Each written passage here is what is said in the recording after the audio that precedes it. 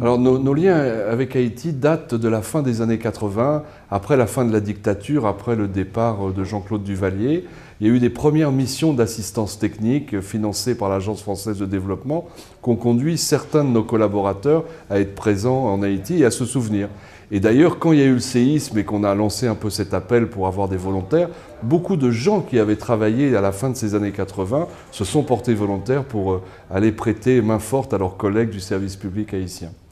Depuis, le lien s'est maintenu alternativement à travers Aquassistance, donc l'association des bénévoles, des employés bénévoles de la Lyonnaise des Eaux et de Suez Environnement, et aussi également à travers des coups de main qu'on a toujours donnés à nos collègues des autorités sanitaires haïtiennes, à leur demande, quand ils en avaient besoin, et ce de manière quasiment continue jusqu'au 12 janvier, c'est-à-dire jusqu'au terrible jour de ce séisme. Et Jean-Louis Chaussade a vraiment mentionné que les liens que nous avions avec ce pays et avec nos collègues du service public en Haïti faisaient que nous metterions tout à disposition pour les aider à relancer la production d'eau potable et le service dans les plus brefs délais. Et du coup, ça nous a fait imaginer une intervention un peu originale. Une intervention double où d'un côté Aquassistance et les volontaires, la mobilisation est partie pour essayer dans l'immédiat de donner de l'eau potable aux gens parce que c'est vraiment quelque chose d'indispensable et ça a été fait en collaboration avec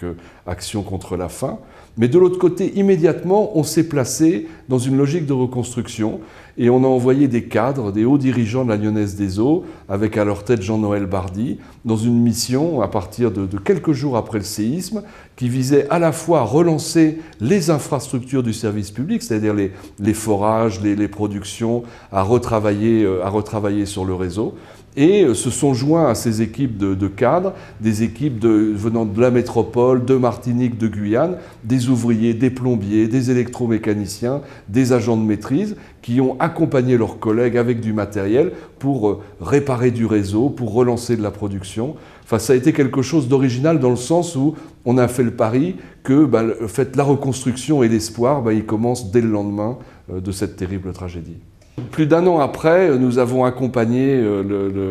la Direction nationale de l'eau potable et de l'assainissement en Haïti, la DINEPA, et l'avons aidé un petit peu à formuler quelque part une demande d'assistance technique. Nous avons répondu à cet appel d'offres d'assistance technique. Nous y avons répondu à la demande de Jean-Louis Chaussade dans une logique très précise que les anglo-saxons appellent non-profit, c'est-à-dire que nous ne ferons aucune marge, bien évidemment, sur ces contrats, et même si ces contrats sont